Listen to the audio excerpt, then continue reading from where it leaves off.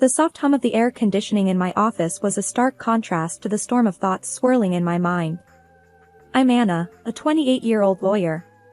My life now is a far cry from the turmoil of my childhood, a past I kept locked away, even from those closest to me.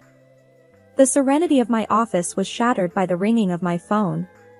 The display showed an unknown number, yet something about it felt ominously familiar. With a hesitant hand, I answered. Anna speaking, I said, my voice a blend of professionalism and caution. Anna, it's your father, came the voice, laced with a nervousness that did nothing to calm my rising apprehension. A chill ran through me.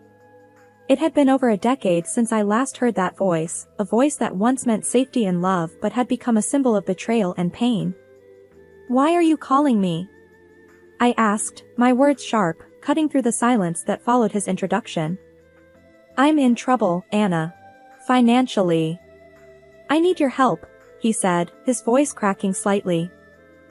His plea, however sincere it might have been, ignited a fire of resentment within me. My help? Now you need me after all these years? I retorted, disbelief and anger intermingling in my tone. Yes, I wouldn't ask if it weren't serious. I'm really in a bind, he continued, desperation creeping into his voice. You stopped being my father a long time ago. You can't just call me now and expect me to help, I responded, my voice cold and unwavering. There was a pause on the line, a heavy silence that felt like an unbridgeable chasm. Anna, please. I'm still your dad, he said, a feeble attempt at rekindling a bond long extinguished. The word dad felt foreign, almost jarring. A dad? You forfeited that title when you chose her over me, I said, the years of suppressed anger and hurt finding their way into my words. You're my daughter. I thought.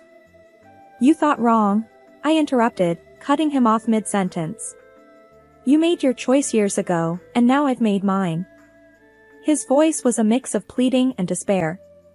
Anna, I am sorry. I just need this one favor. The word sorry echoed in my office, a hollow and meaningless sound.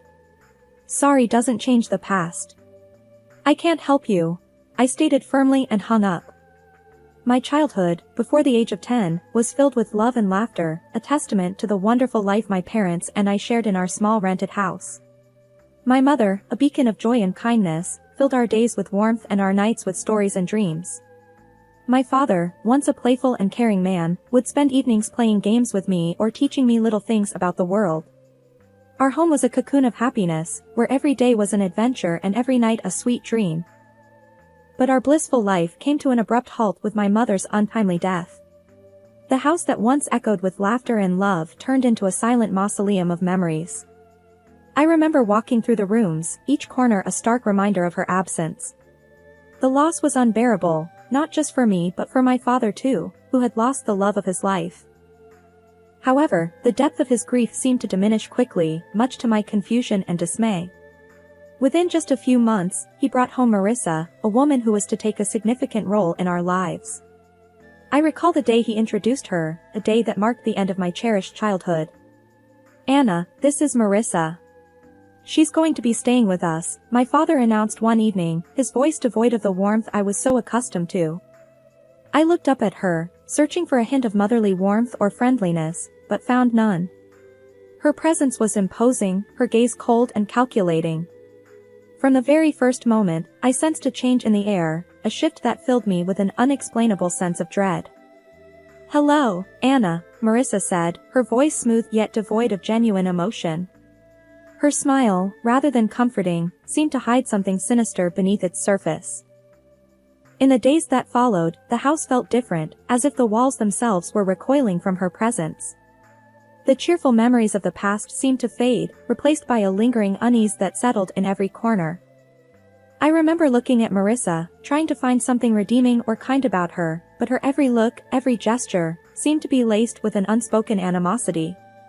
It was clear that she wasn't here to fill the void my mother had left, but to weave a new narrative, one in which I was an unwelcome part. As I watched her move around our home, a home that once felt safe and happy, I couldn't help but feel that her arrival was the beginning of something ominous. The way she looked at me, with eyes that seemed to hide more than they revealed, did not bode well for the future. The days following Marissa's arrival were like walking through a nightmare that I couldn't wake up from. The house, once filled with my mother's laughter and love, now felt cold and unwelcoming. Marissa's presence cast a shadow over everything, turning even the simplest daily routines into a series of struggles. One morning, as I sat down for breakfast, I noticed my food tasted unusually salty. "Marissa, did you put too much salt in this?" I asked, my voice hesitant. "Oh, did I? It must have been a mistake." "Just eat it, Anna. Don't be so picky," she replied, her tone dismissive, almost mocking. The incidents grew more frequent and spiteful. I remember finding my clothes ruined after laundry. "Marissa, my clothes are all faded." "What happened?" I asked one day, holding up my once favorite dress, now discolored and unwearable. She glanced at it and shrugged nonchalantly. "Maybe the washing machine is acting up. Or perhaps it's time you stop wearing such childish clothes." I felt a surge of frustration but knew arguing would only make things worse. Feeling helpless, I turned to my father, hoping he would see through her facade.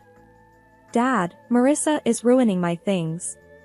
She's always mean to me," I said one evening, my voice trembling with a mix of anger and sadness. My father's reaction was far from what I had hoped for. "Anna, you're imagining things. Marissa is doing her best to fit into our family. Stop causing trouble," he said sternly, his words cutting deep. "But Dad, it's the truth." I protested, but he wouldn't listen. "That's enough, Anna. I don't want to hear any more of your accusations," he replied, his voice rising in anger. Each day was a battle, trying to navigate around Marissa's hostility and my father's indifference. The home that once felt like a sanctuary now felt like a prison. I started spending more time in my room, trying to escape the constant tension that hung in the air. Living in that house of horrors, I felt alone and misunderstood. The safety and happiness that once filled those walls were replaced by fear and anxiety. Every day, I longed for the past, for the times when my mother's smile was enough to light up the entire room, a stark contrast to the darkness that now lingered in every corner. Living with Marissa became a daily ordeal of evasion and endurance. Her hostility towards me escalated from verbal jabs to physical abuse. It started subtly, a pinch on my arm or a twist on my stomach, always in places easily concealed under my clothes. The pain was sharp, a cruel reminder of my helplessness in her presence. I developed strategies to avoid her, constantly alert to her whereabouts in the house. I would take long routes to my room or wait until she was occupied before I moved around. Despite my efforts, there were times when she caught me off guard, and those moments always resulted in some form of pain. One day, while I was quietly reading in the living room, Marissa walked in and, for no apparent reason, pinched my arm hard, her nails digging into my skin. I winced in pain but bit back any cry of protest. She looked at me with a cold, triumphant smirk before walking away. During one of Grandma's rare visits, she noticed my cautious movements and the way I flinched when Marissa's voice echoed through the house. "Anna, is everything all right at home?" Grandma asked, her voice filled with concern. I looked at her, my heart aching to tell her the truth, but fear and the desire to protect her from worry held me back. "Yes, Grandma, everything's fine. Just a lot of schoolwork," I lied, offering her a forced smile. She seemed unsure but didn't press further. I felt a twinge of guilt for deceiving her, but I couldn't bear the thought of causing her any distress. That evening, as Grandma left, I saw Marissa watching from the window, her expression one of satisfaction. It was as if she relished the fact that she had control over me, that she could hurt me and get away with it. Her triumphant look was a clear message that she was the one in power, and I was just a helpless player in her twisted game.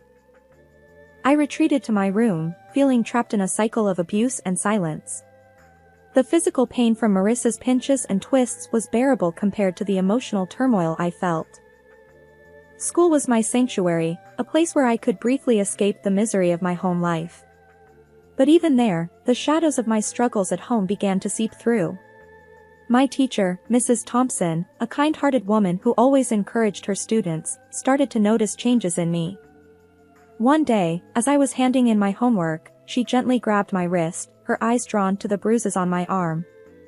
"Anna, what happened here?" "These look like bruises," she said, her voice laced with concern. I quickly pulled my arm back, covering the bruises with my sleeve. "It's nothing, Mrs. Thompson. I fell while playing," I lied, avoiding her gaze. Mrs. Thompson didn't look convinced. "Anna, if there is something wrong, or if someone is hurting you, you can tell me. It's important to speak out," she urged, her eyes searching mine for the truth. I wanted to confide in her, to tell her everything about Marissa and how I lived in constant fear, but the words wouldn't come. Instead, I forced a smile. "Really, Mrs. Thompson, I'm fine. It was just a silly accident." She gave me a long, thoughtful look, then nodded slowly. "All right, Anna. But remember, my door is always open. You're not alone," she said, giving me a reassuring smile. I nodded, feeling a lump form in my throat. Her kindness made it all the more difficult to maintain the facade that everything was all right. As I walked home that day, Mrs. Thompson's words echoed in my mind. I felt a mix of gratitude for her concern and a deep sense of loneliness from carrying my burdens alone. The thought of revealing the truth about my life at home was terrifying. I feared the consequences, what Marissa might do if she found out I had told someone. That night at dinner, I was quiet, lost in thought about Mrs. Thompson's offer to help. Marissa noticed my silence. "Why so quiet tonight, Anna? Cat got your tongue?" she asked in a mocking tone. I just shook my head and continued eating, trying to make myself as small and unnoticeable as possible. After dinner, as I lay in bed, the reality of my situation felt more overwhelming than ever. Mrs. Thompson's concern had shown me that people did care, yet the fear of what revealing the truth might bring kept me silent. I was caught between the desperation to tell someone and the fear of Marissa's retaliation, a balancing act that I navigated every day. The day my teacher, Mrs. Thompson, decided to involve my father was a day filled with anxiety and dread for me. I sat in the principal's office, fidgeting nervously, my mind racing with fear about how my father would react. When he finally arrived, his face was stern, his eyes betraying a mix of irritation and embarrassment. "What's this about, Anna? Why am I being called to your school like this?" he demanded, his voice sharp as he walked in. I glanced at Mrs. Thompson, seeking a semblance of support. Swallowing hard, I tried to find my voice. "Dad, Mrs. Thompson she saw the bruises," I stammered, feeling the weight of his gaze on me. Before I could explain further, he interrupted, his anger palpable. "Bruises? What are you talking about? Are you making up stories again?" Mrs. Thompson stepped in, her tone firm yet calm. "Mr. Smith, I'm concerned about Anna's well-being. The bruises on her arm don't seem accidental. We need to address this." My father's face turned a shade darker with anger. "She's perfectly safe at home. Anna, are you spreading lies about our family?" He turned towards me, his disappointment clear. The tears I had been holding back started to spill. "It's not lies, Dad. Marissa, she's been hurting me," I managed to get out, the truth finally surfacing. His reaction was one of total disbelief. "Marissa? That's ridiculous. She's been nothing but kind to you. I won't have you slandering her with these accusations." "But Dad, it's the truth," I cried out, desperate for him to believe me. He stood up abruptly, his patience wearing thin. "Enough of this. Tell Mrs. Thompson you made it all up." I obediently turned to the teacher and repeated his words. She nodded back and didn't say anything. Upon reaching home, without another word, he locked me in my room. Through the door, I could hear Marissa's voice, dripping with false concern. "I told you she's just seeking attention," she said. I sat on my bed, feeling a profound sense of isolation and despair. The one person I thought I could always count on had turned his back on me. The walls of my room, which had once felt like my personal haven, now felt like the walls of a prison. I lay there, thinking about everything that had happened. The pain of the physical abuse was nothing compared to the emotional torment of being disbelieved and punished by my own father. It was a harsh realization that the person who was supposed to protect and love me unconditionally was now the source of my deepest pain. The days following my confinement in my room were some of the darkest I had ever experienced. Trapped and feeling utterly alone, I realized that my only hope lay in my grandmother, my father's mother. She was a kind and loving woman who had always shown me affection, but I had never dared to burden her with my troubles at home. One evening, when I was sure Marissa and my father were occupied, I mustered the courage to call my grandmother. My hands were shaking as I dialed her number. "Hello," her familiar, warm voice came through the phone. "Grandma, it's me, Anna," I said, trying to keep my voice steady. "Anna, my dear, how are you?" she asked, her tone filled with genuine care. Tears welled up in my eyes as I replied, "Grandma, I need help. Can I come and stay with you for a while?" There was a moment of silence on the other end. "What's wrong, Anna? Did something happen?" I took a deep breath, the words rushing out. "It's Marissa, she's been hurting me, and Dad won't believe me. I don't know what to do." I could hear the concern in her voice as she quickly responded, "Of course, my dear. You come right over. I'll take care of this." The next day, my grandmother arrived. She was a small woman, but her presence filled the room. She confronted my father with a strength that surprised me. "John, I'm taking Anna with me. She's not safe here," she declared firmly. My father, taken aback, tried to protest. "Mom, you can't just take her. She's my daughter." "Your daughter whom you failed to protect," she countered sharply. "I won't stand by and watch her suffer." Marissa tried to intervene. "She's just a child making up stories. You can't believe her over us." Grandma turned to Marissa, her eyes steely. "I know a scared child when I see one. Anna is coming with me, and if you try to stop me, I'll take this matter to the authorities." My father, realizing he was defeated, didn't put up any further resistance. As I gathered my things, I saw Marissa's expression change from defiant to defeated. Leaving the house with my grandmother, I felt a weight lift off my shoulders. For the first time in months, I felt safe. The car ride to Grandma's was quiet, but her presence was comforting. Once we arrived, she turned to me and said, "You're safe now, Anna. You don't have to worry anymore." In my grandmother's house, I found the love and security that had been missing in my life. It was a haven where I could heal and regain my strength. The contrast between her nurturing home and the coldness of my father's house was stark. For the first time in a long while, I felt like I could breathe again, free from the fear and anxiety that had plagued me. Years had passed since I left my father's house to live with my grandmother. Her home had been a sanctuary, a place of healing and love.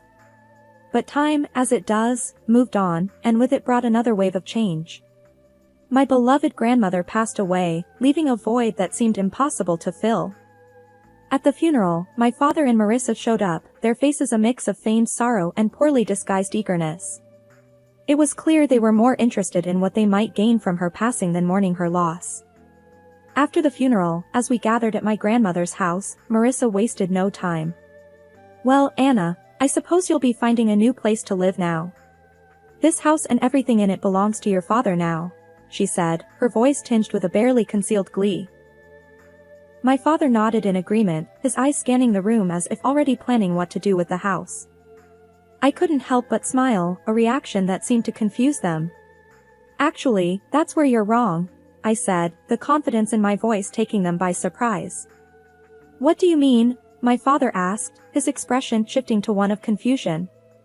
I took a deep breath, savoring the moment. "Grandma left a will. She bequeathed the house and a substantial amount of money to me," I explained, watching as their expressions changed from confusion to shock. But you're just a child. I'm your father. I should be in charge of any inheritance you receive," my father stammered, his sense of entitlement clear. Marissa chimed in, her voice shrill. Yes, until you come of age, your father will manage your property. Good prospects. Their reactions were almost amusing. You don't give a damn about me so much that you didn't even wish me a happy birthday.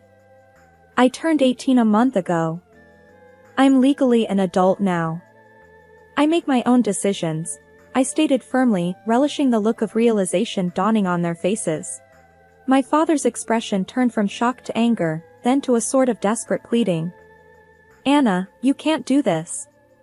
We're your family. I looked at them, memories of my childhood flooding back. You stopped being my family a long time ago, I said, my voice steady. Marissa stepped forward, her tone now begging, at least let us stay in the house. We have nowhere else to go. We have not extended the lease of our house. I shook my head. This is my house now. You'll need to find somewhere else. As they left, the weight of years of pain and neglect seemed to lift off my shoulders. I stood in the house that was now mine, a house filled with memories of my grandmother's love, and felt a sense of closure. The echoes of the past my father's call stirred remained. I sat there, phone in hand, feeling a tumult of emotions. Anger, betrayal, and a sense of injustice.